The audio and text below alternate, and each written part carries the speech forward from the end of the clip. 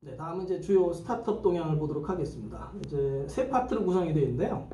처음에는 이제 주요 이슈는 아니지만 그래도 산업 변화에서 중요한 이슈들 몇 개 좀 짚어보고요. 국내 스타트업 동향, 해외 쪽에 약간 좀 해서 좀 보도록 하겠습니다.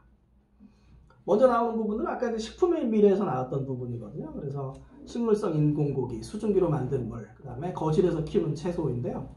여기 두 개 보면 이제 워터젠의 제니하고 제로매스 워터 이 두 가지는 수증기에서 물을 만드는 기기입니다. 둘 다 이제 상당히 투자도 많이 받고 요즘 상당히 핫 이슈고요. 그리고 최근에는 이제 어떤 대형에서 가정용의 소형 제품들도 많이 만들고 있고요. 그리고 태양광 발전하고 연동해서 친환경으로 이제 물을 만드는 이런 부분도 이제 같이 좀 보고 있습니다. 그다음에 올해 임파서블 푸드의 이제 그 식물성 대체육은 식물성 돼지고기였고요. 그다음에 우리나라 플랜트 큐브 혁신상을 받은 업체인데요. 그래서 모듈형 농장 상당히 좀 주목을 많이 좀 받았습니다. 다음에 두 번째 주제는 이제 향기와 탈취입니다. 영화 기생충의 트렌드가 CES에서도 좀 나타나는데요. 먼저 컴포즈라는 업체는 이제 다양한 향기를 이제 합성해 줍니다. 그래서 실질적으로 제가 이제 봤을 때는 이제 지역별로 꽃향기를 합성해 주는데 아주 좋거든요. 그래서 대표적인 업체고요. 무도는 이제 미국 업체인데 네 가지 향기를 이제 합성해 주는 업체고요. 다음에 두 업체는 이제 우리나라 업체입니다. 벤텍스 같은 경우에는 이제 원래 섬유업체에서 출발을 해서 이제 항균 물질을 이제 개발을 해서 스티커에 항균 물질을 입히면 이제 벽에다가 이렇게 걸어 놓으면 이제 뭐 항균 탈취가 되는 이제 이런 제품을 좀 선보였고요. 다음에 이제 퍼퓸 블렌더 같은 경우에는 올해는 안 나왔습니다. 작년에 나왔었는데 향수를 찍어서 이제 성분을 확인을 하고요. 그 다음에 비슷한 향수를 추천받고 나중에는 이제 인공지능을 통해서 이제 향수를 제조하는 데까지 가겠다 이렇게 얘기를 하고 있습니다. 예를 들어서 뭐 샤넬 넘버 5를 2020년에 알맞게 해석한 최신 향수 뭐 이런 식으로 해가지고 이제 갈 것 같고요. 그래서 우리나라 업체들의 많은 활약도 좀 기대를 해봅니다. 다음 트렌드는 이제 반려동물 시장이거든요. 그래서 반려동물 관련 시장도 커지는데 이제 반려동물이 이제 수명이 짧으니까 반려로봇 시장도 이제 같이 좀 커가는 부분이 좀 있습니다. 그래서 보면 룰루펫 같은 경우에 이제 고양이의 대소변을 인식해서 건강 상태를 모니터링하는 제품이고요. 사람도 잘 안 하는 거를 반려동물을 위해서 이 정도 비싼 제품들이 좀 나오고 있다. 이것도 하나 좀 트렌드가 좀 되고요. 이 두 부분은 이제 어떤 반려 로봇 부분입니다. 그래서 반려 로봇도 미국 제품이고요. 중국 제품들, 고양이. 물론 이제 뭐 소니의 뭐 강아지 로봇도 있지만 그런 제품들이 많이 나오고 있다. 그 트렌드를 한번 좀 보면 될 것 같습니다.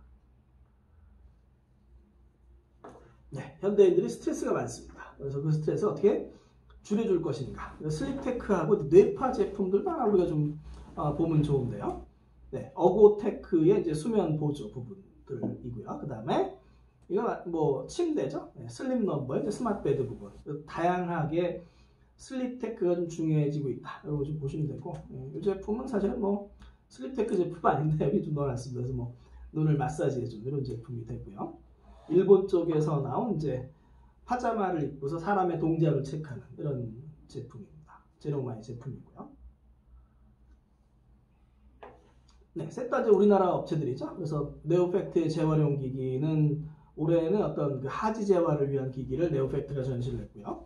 룰루랩은 이제 아까 나왔던 부분이고요. 그 다음에 참케어는 이제 손목시경 혈압 측정기입니다. 상당히 오래 걸렸거든요. 처음 제품 나온 게 2012년인가였는데 이제 제품화를 했습니다.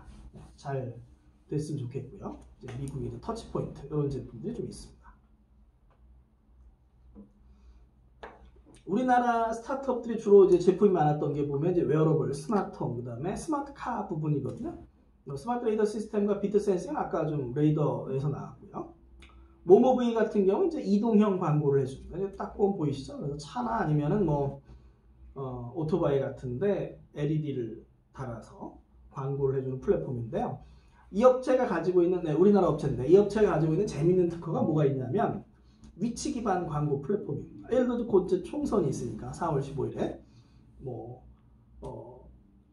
특정 지역에 기호 몇 번을 뿌려주고 뭐 돈을 받는다든가 뭐 이런 부분이죠. 그럼 이제 이게 이제 뭐 사업이 잘 되면 배달하시는 분들하고 그다음에 플랫폼 업자하고 뭐 수익도 쉐어할 수 있고 다양한 모델이 나올 걸로 생각이 됩니다.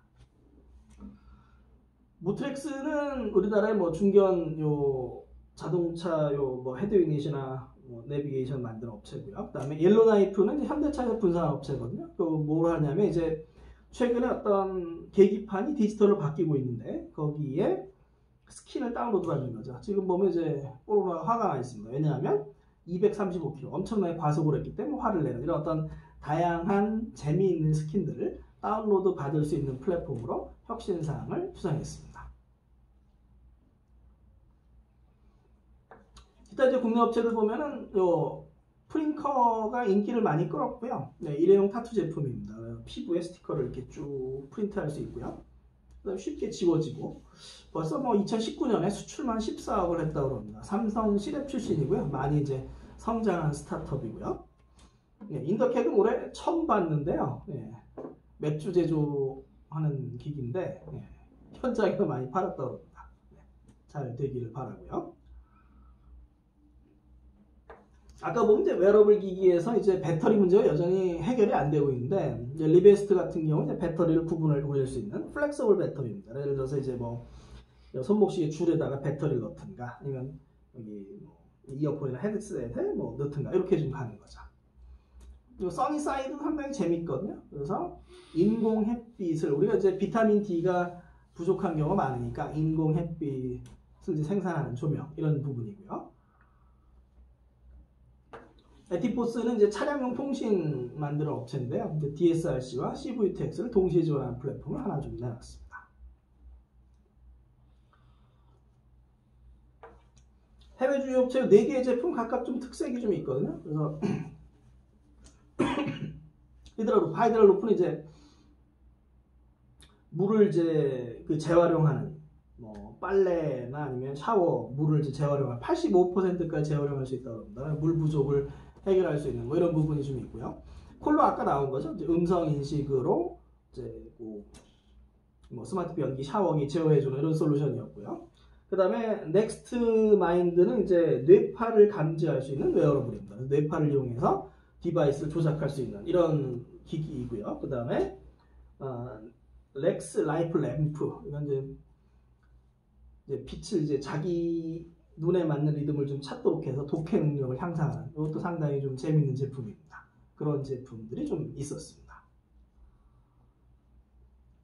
네, 마지막 부분인데요. 보면은 결국 이제 핵심은 이번 CES의 핵심이 디스플레이, 스마트홈, 웨어러블, AR, VR, 차세대 교통, 로봇 등이 있고 뒤에 이제 5G로 데이터 전송하고 인공지능 분석하고 이런 걸 하나의 좀 핵심으로 볼 수 있고요. 네, 우리나라 스타트업도 이제 어떤 부분에서 이제 잘 성장할 수 있을까 이런 부분도 한번 좀 생각해 보면 좋을 것 같습니다.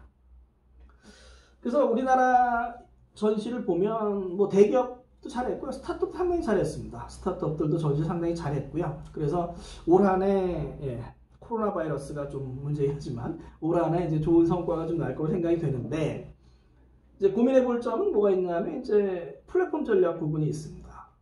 결국 AI나 클라우드나 AI 칩이나 다 미국이나 중국 쪽에 다 이제 뺏기고 있는데 어떻게 보면 근데 뭐 저런 플랫폼들을 우리가 다 만들 필요는 없는 거죠. 그래서 어떤 플랫폼들은 우리가 갖다 쓰면서 완제품이나 서비스 전략으로 가고요. 어떤 플랫폼들은 우리가 좀 만들어가고 이런 전략이 좀 필요할 것 같습니다. 다음에 이제 요 전시효율성 제고에 대해서 말이 많았는데 내년에는 좀 정리가 좀 될 것 같거든요. 이제 CES 측이 전시장을 새로 지면서 그런 부분이 많이 해결이 될 것 같습니다. 하지만 우리가 좀 고민해 봐야 될 것들은 우리나라의 수많은 스타트업들을 어떻게 유니콘으로 성장시킬 것인가 이런 부분들이 많이 고민이 되고요. 네. 우리나라의 많은 스타트업들이 유니콘으로 성장하기를 바랍니다. 다음에는 어떤 전통 산업을 어떻게 디지털 트랜스포메이션으로 할 것인가, 디지털 트랜스포메이션을 강화시킬 것인가 이런 부분들이 좀 있고요. 이런 부분들에도 사실 새로운 또 비즈니스가 나올 수 있기 때문에 다양한 업체들이 또 성장해 나갈 수 있을 것으로 생각이 됩니다. 네. 뭐 질문 있으면 또 뭐 이메일로 보내주시고요. 네. 1004는 제 생일입니다. GM은 이니셜이고요.